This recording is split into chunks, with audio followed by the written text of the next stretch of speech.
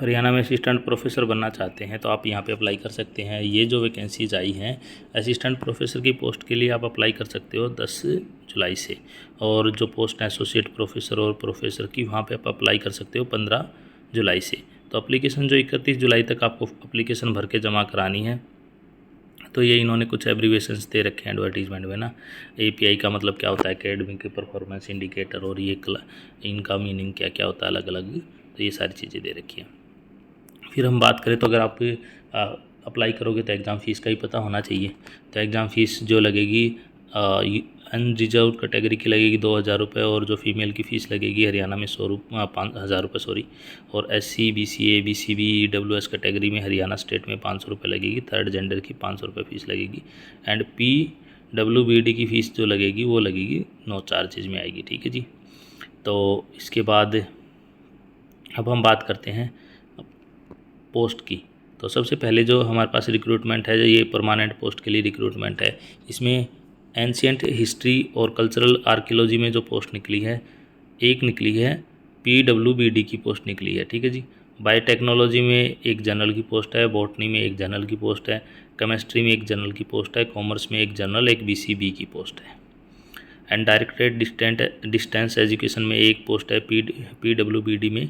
Economics में एक general की है, इंग्लिश में एक SC की पोस्ट है, जियोग्राफी में एक जनरल की पोस्ट है, हिस्ट्री में एक SC की पोस्ट है, एंड होम साइंस में एक SC एक जनरल की पोस्ट है। एंड फिर इंटीग्रेटेड जो स्टडी है, ऑनर्स की जो स्टडी है उसमें बायोटेक्नोलॉजी में एक पोस्ट जनरल की है, कॉमर्स में एक BCA और एक जनरल की पोस्ट है, कंप्यूटर साइंस में एक SC की पोस्ट है, एक BCA की पोस्ट है, इकोनॉमिक्स में एक जनरल की है, इन्वायरमेंट साइंस में एक SC की है, एंड म्यूजिक में एक SC की है, पंजाबी में एक PWBD की पोस्ट है, फिलोसफी में 2 जनरल की हैं, एंड साइकोलॉजी में एक EWS की है, संस्कृत में एक EWS की पोस्ट है।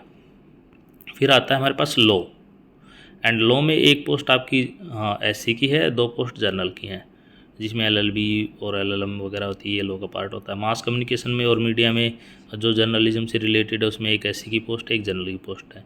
मैथमेटिक्स में एक BCA की पोस्ट है, फिलोसफी में एक पोस्ट है, जनरल की पोस्ट है। फिजिक्स में 2 पोस्ट जनरल की हैं एंड एक पोस्ट PWBD की है। फिर आता है हमारे पास पॉलिटिकल साइंस में एक पोस्ट है, SC की पोस्ट है। साइकोलॉजी में एक पोस्ट है, जनरल की पोस्ट है।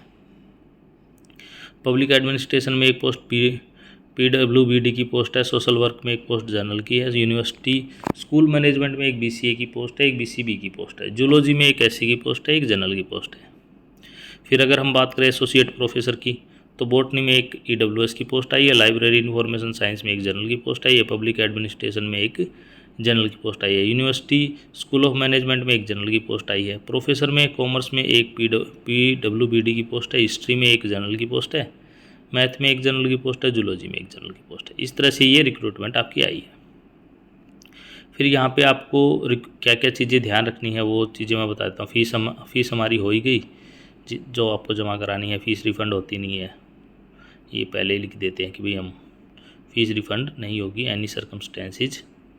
कुछ और इम्पोर्टेंट चीज़ें हैं जो हम इसमें देख लेते हैं। जो एडवर्टीजमेंट, ये काफ़ी बड़ा एडवर्टीजमेंट है। इन्होंने देखो, ये जो इन्होंने क्वालिफ़िकेशन की बात की कि मास्टर डिग्री होनी चाहिए आपकी 55% के साथ, उसके साथ साथ आपके पास नेट JRF हो तो आप यहाँ पे अप्लाई कर सकते हैं। फिर दूसरा ये है associate professor, assistant professor music, मतलब हर डिपार्टमेंट के लिए अलग अलग है।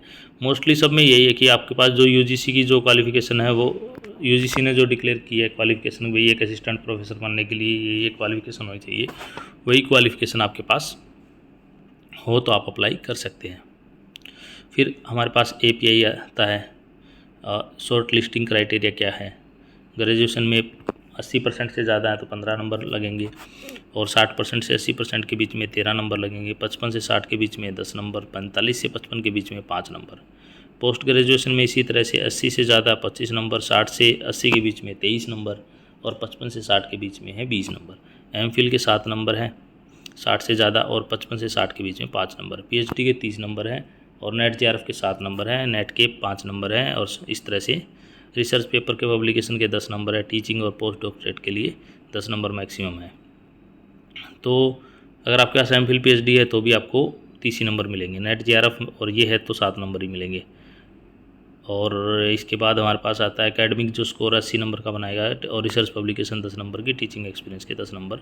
एकेडमिक के 80 नंबर माने जाएंगे, रिसर्च पब्लिकेशन के 10 नंबर और टीचिंग एक्सपीरियंस के 10 नंबर, इसके बेस पे आपको बुलाया जाएगा।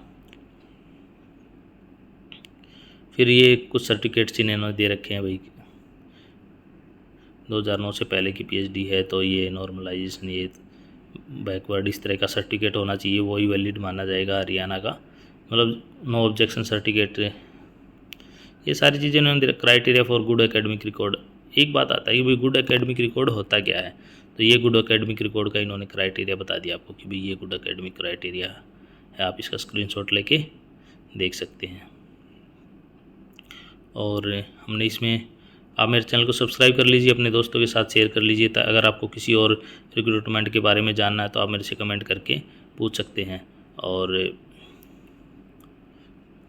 किसी और रिक्रूटमेंट के बारे में जानना है तो भी आप मुझे कमेंट करके पूछ सकते हैं। ये इन्होंने कुछ एकेडमिक के दे रखा है कि भाई इंटरनेशनल पब्लिशर में है तो इतने नंबर मिलेंगे, नेशनल पब्लिशर में इतने, चैप्टर के इतने, ये सारी चीज़ें इन्होंने दे रखी हैं।